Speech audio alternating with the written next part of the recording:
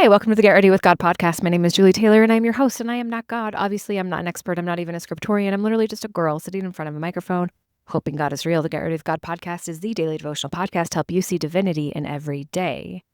Can we talk about counterfeits? Counterfeit is not a new word to me, but it is a new understanding that I've been able to articulate this last week that has helped me a lot, and I wonder if any of you will find it helpful too.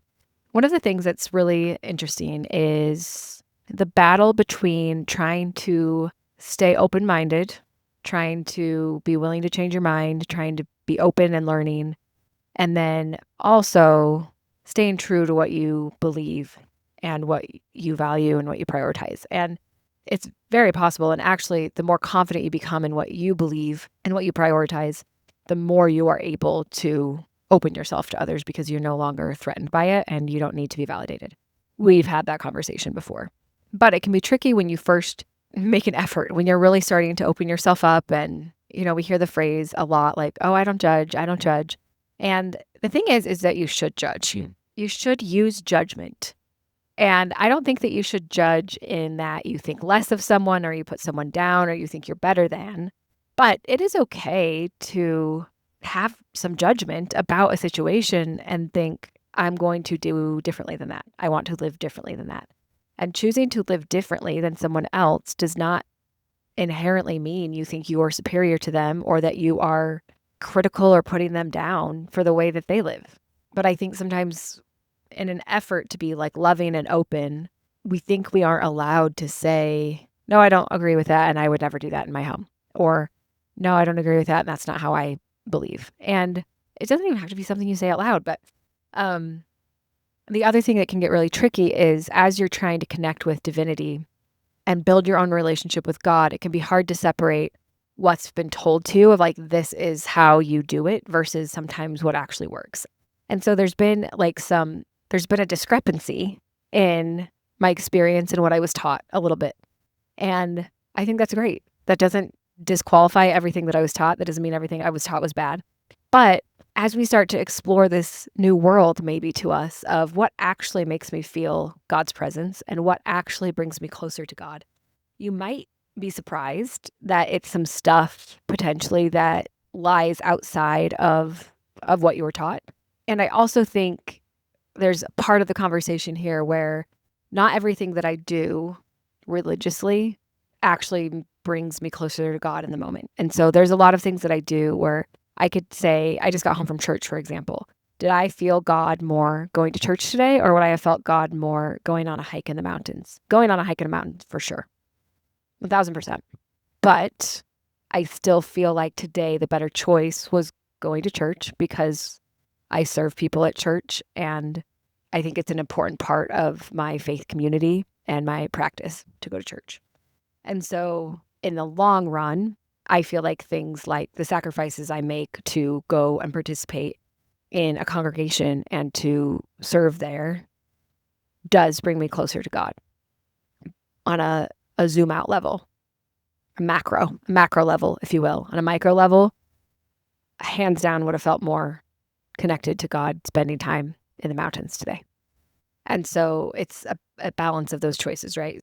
I think for a long time, I justified not doing a lot of things by just saying, well, I feel God more here and I feel God more here, but the macro counts. The macro counts and habits and things count. Sorry, that was a side tangent, but I think it's an important qualifier. My whole point here is, as you explore this, as you explore what actually in your personal experience brings you closer to God, and as you allow others to do the same, it can get tricky sometimes to be able to trust yourself on what feels God-guided and what does not. Over the last several years, I've had a lot of experience with this where when I first started coming back to God and faith, I didn't come back to religion specifically. So I spent a lot of time in just kind of like the spiritual, not religious category, and not criticizing that category, by the way. But there was a lot of things that I encountered in that category that did not feel good to me. I fought against it for a long time because I wanted to be open-minded and I wanted to support other people's experiences. I wanted to like it and I wanted to believe in it and I wanted to support people who did. And the problem, though, is that it made me feel bad Like, and not from like a guilt, not because I was programmed to think this stuff was bad, but like my own experience, my own gut, similar to how you might feel if you blast Eminem. I don't think blasting the Eminem song is going to make everyone feel the way that it makes me feel. So you could blast an Eminem song and feel gross. And I could blast an Eminem song and be like, yes, spirit is real in my car right now. And I really do believe this. Again, can be a dangerous argument because I think people can start to twist it to be too individualistic to defend universally problematic things or bad behaviors or, things that cause harm. And so again, nuanced conversation, obviously not condoning anything that like causes harm to people. But as I explored more and more in that world, I just so badly wanted to feel good about it. And I didn't. And it was really, really hard for me to admit to myself that I felt bad about it because I felt like if I was honest about like, I don't like this and it does not feel good to me, then I was inherently judging and criticizing everyone else who did connect with that practice or those things. And I had to really learn to give myself permission to say, I don't like this thing. It's not for me. And that's actually all that matters. You carry on. Genuinely. You carry on. You like this. It helps you. You connect with it. I do not. And this last week, the thing that I kind of really understood of the value of that exploration is that to me, the things that made me feel gross felt counterfeit. And gross is the only like word I can use to describe the feeling of just, I'd kind of feel like gross in my stomach and my mind would like really fight against like what was happening. And I make it sound like I was doing like crazy things. They're very mainstream, very mainstream things, but I didn't like them. And having the courage to just admit to myself, this wasn't like nobody's asking for my feedback. I'm not going to openly like announce to anyone what I like or don't like and what I think they should do. Like it's all just a very personal choice. But I realized that I had been so committed to thinking positively of others and supporting others and being open-minded and really like accepting of everyone's beliefs that I couldn't be honest with myself about my own beliefs and how I was actually feeling.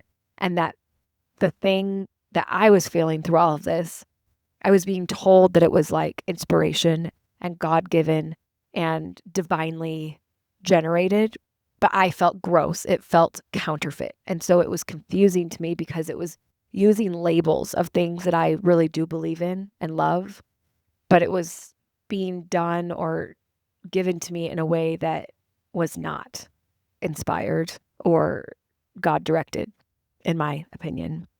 And so it kept me accepting things that I didn't feel good about for a lot longer of a time because I felt like if I admitted to myself that I didn't like it, I was also admitting to myself that I thought they were wrong. And I don't like to think people are wrong. And I don't like to judge what people do. And I want people to connect with God however they see fit.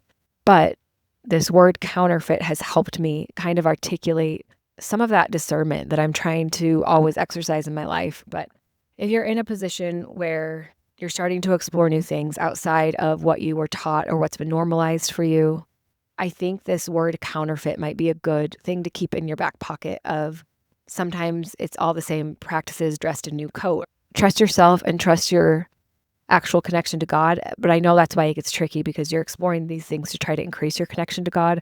And so it can get really muddy and confusing. But if you feel gross, if you feel like something's off, I invite you to like follow that feeling a little bit more rather than convince yourself and kind of like gaslight yourself like, no, it's fine. No, it's fine. No, it's fine out of an effort of being open-minded and not judgmental and accepting and loving because you can be all of those things and still not agree or participate in certain things that are happening. And for me, counterfeit has been the best way to understand this because it replicates things that I do believe in and it replicates experiences that are real and it replicates connections that I do have and inspiration that I have received and feelings that I do know to be real. And so it's extra tricky and it's close, but it's counterfeit. And I think that's where the gross feeling comes. And so as you're exploring, just remember you can love and be open and hold true to what you believe to be true, what you value, and what you choose to prioritize. And keep an eye out for counterfeit. Trust your gut. I do want a counterfeit Chanel bag, though. Something on my list. So I'm not going to pay those prices, but there's this cute little bag. You can put gems on it. That is something I'm into. That's a counterfeit. Sign me up for that. Love you. Bye.